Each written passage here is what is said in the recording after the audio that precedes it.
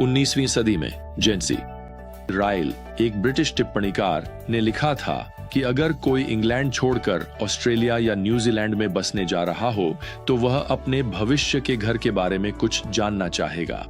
इसी तरह चूंकि हम मसीही एक दिन उस स्वर्गीय देश में हमेशा के लिए बसने की योजना बना रहे हैं, तो यह स्वाभाविक है कि हम अपने शाश्वत और भविष्य के घर के बारे में जितना हो सके उतना ज्ञान प्राप्त करना चाहें। तो जैसे ही हम प्रकाशित वाक्य अध्याय 21 में आगे बढ़ते हैं और फिर अध्याय 22 में प्रवेश करते हैं, आज हमें हमारे गौरवशाली भविष्य, इस अद्भुत स्थान जिसे स्वर्ग कहा जाता है, के बारे में थोड़ी और जानकारी दी गई है। अब तक हमने ये जाना है कि पिता का घर, हमारा नया निवास, माउंट एवरेस्ट को भी एक छोटी सी पहाड़ी जैसा बना देगा। हमने यह भी जाना है कि इस जिगुरैट, इस घर की 12 मंजिलों की नींव की पत्थर हर स्तर पर कीमती रत्नों से बनाए गए हैं, रेलवे डिब्बों के आकार के।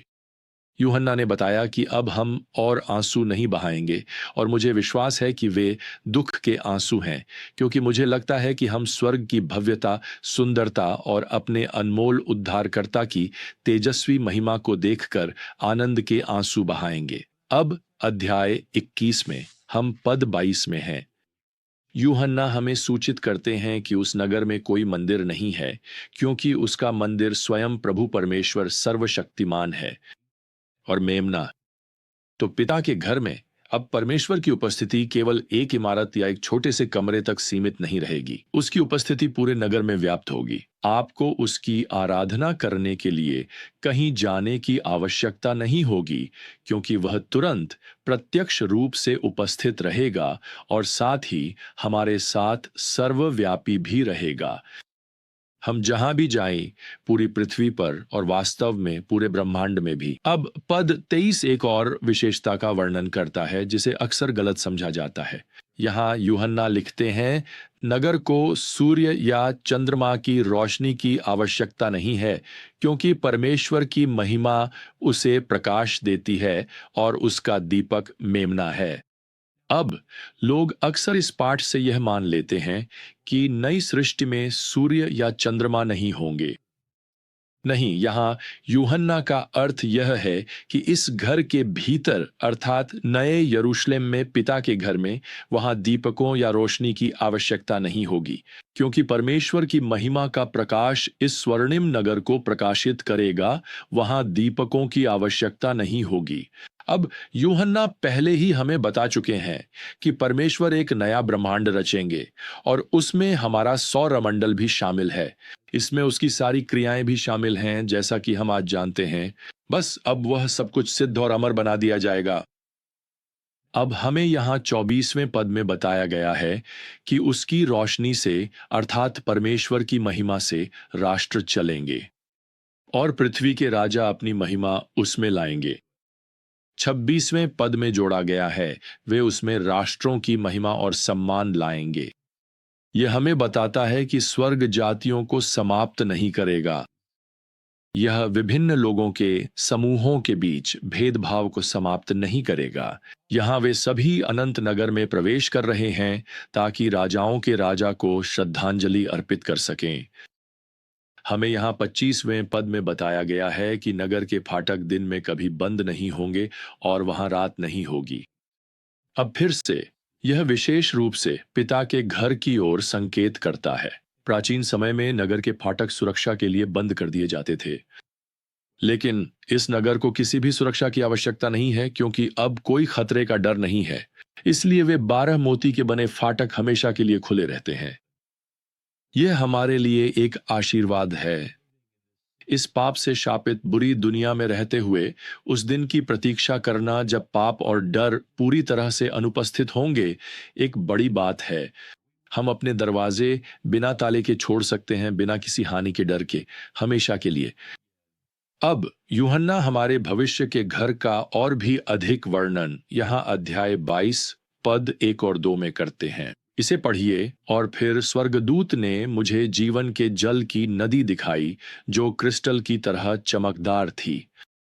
वह नदी परमेश्वर और मेमने के सिंहासन से निकलकर नगर की सड़क के बीचों बीच बहती थी और नदी के दोनों किनारों पर जीवन का वृक्ष था जिसमें 12 प्रकार के फल लगते थे और वह अपना फल देता था हर महीने। अब मुझे आपको बताना है, यह विवरण मुझे वाकई बहुत आकर्षित करता है। मूल भाषा में इसका संदर्भ एक ही प्रकार के वृक्ष से है।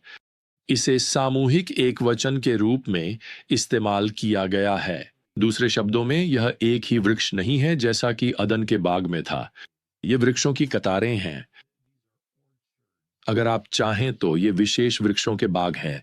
ये दोनों किनारों पर खूब फल फूल रहे हैं और यूहन्ना लिखते हैं ये 12 अलग अलग प्रकार के फल दे रहे हैं हर एक महीने। क्या आपने हर महीने का उल्लेख देखा? हाँ, बिल्कुल सही। स्वर्ग में हमारे पास महीने होंगे और इसलिए साल भी होंगे। जैसा कि एक विद्वान ने बताया है, यहां महीनों का उल्लेख इस बात का संकेत है कि पृथ्वी की सामान्य कक्षीय और घूर्णन गति जारी रहेगी। फिर चांद भी वैसे ही पृथ्वी के चारों ओर घूमता रहेगा। हर महीने ताजे फलों की फसल के लिए यह सब जरूरी होगा। तो आइए यहां एक बात स्पष्ट कर लें।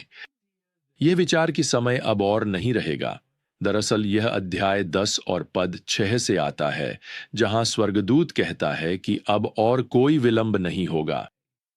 और इसका अर्थ है कि परमेश्वर के अंतिम न्याय बिना किसी रुकावट के आगे बढ़ेंगे।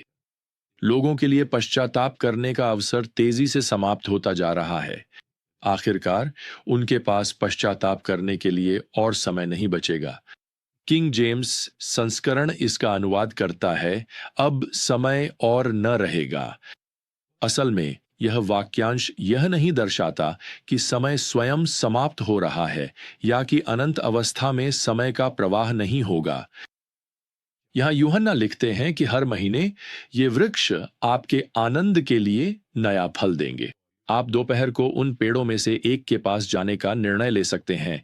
शायद आपने यह निर्णय सुबह ही ले लिया हो सकता है कि 2 बजे आप वहां मित्र से मिलने वाले हों और आप दोनों कुछ फल तोड़ेंगे और उस नदी के किनारे शानदार बातचीत करेंगे।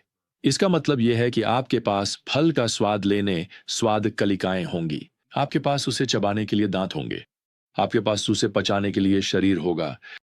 बस आपके महिमा मंडित परिपूर्ण शरीर में अब कोई कैविटी या पाचन संबंधी समस्या नहीं होगी।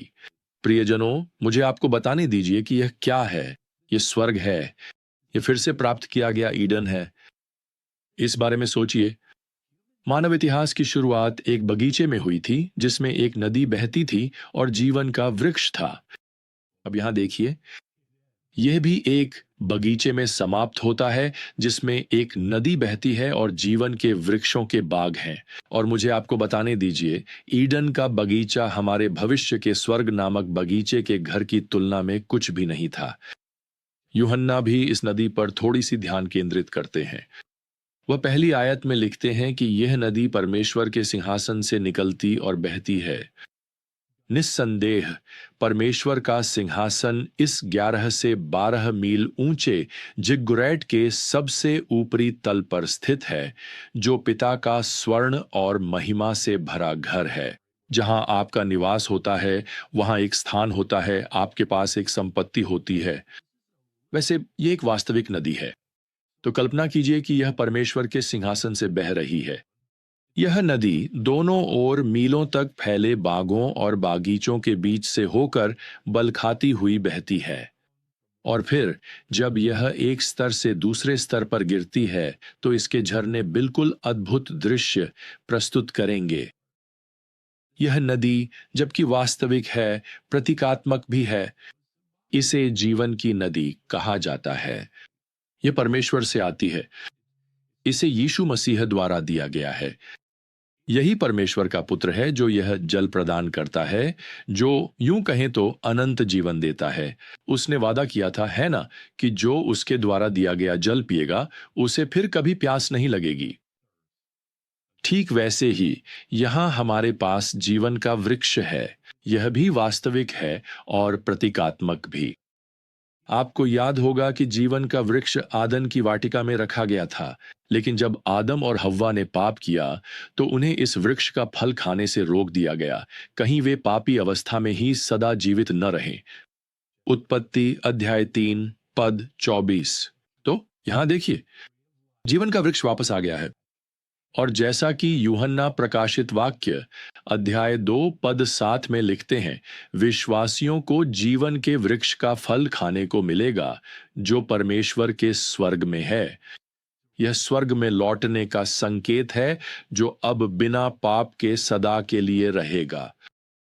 अब हमें यहां अध्याय 22 पद 2 में बताया गया है कि इसके पत्ते राष्ट्रों की चंगाई के लिए हैं। दूसरे शब्दों में, इस वृक्ष की उपस्थिति परमेश्वर का यह वादा है कि स्वर्ग में हमारे जीवन के आनंद में कभी भी किसी भी प्रकार की बीमारी बाधा नहीं डालेगी। पद 3 आगे कहता है, अब वहां कोई शापित वस्तु नहीं होगी, बल्कि परमेश्वर और मेमने का सिंहासन उस नगर में होगा। वैसे यह पद स्पष्ट रूप से परमेश्वर पिता और परमेश्वर पुत्र की एकता और समानता की घोषणा करता है। वे प्रभावी रूप से जैसे कि एक ही सिंहासन पर विराजमान हैं। अब यहां प्रभु का शीर्षक मेमना है। यह संदर्भ के अनुसार पूरी तरह उपयुक्त है। क्यों? दरअसल पाप के कारण पहली सृष्टि पर जो श्राप आया था वह परमेश्वर के मेमने के कारण, जिसने तुम्हारे और मेरे लिए प्राण दिए, सदा के लिए समाप्त हो गया है। इसलिए श्राप सदा के लिए समाप्त हो गया है। स्वर्गिक आनंद सदा के लिए हमारा है। वास्तव में पद 5 यहां प्रकट करता है कि हम उसके साथ सदा सर्वदा राज्य करेंगे। और मैं आपको बताऊं, मैं कल्पना भी नहीं कर सकता, मैं तो इसकी शुरुआत भी नहीं कर सकता कि उसके साथ सदा राज्य करना वास्तव में क्या अर्थ रखता है। लेकिन मैं इतना जरूर जानता हूं कि आपका और मेरा भविष्य, क्योंकि हमने केवल मसीह में विश्वास रखा है, बिल्कुल अद्भुत होने वाला है, शानदार, चौंकाने वाला। यह सुंदर और महिमामय होगा। लेकिन अभी के लिए हमें यहीं रुकना होगा। जब तक हम फिर से यात्रा शुरू न करें, प्रियजनों, प्रभु यीशु मसीह का अनुग्रह, परमेश्वर का प्रेम और पवित्र आत्मा की संगति आप सभी के साथ बनी रहे। आमीन।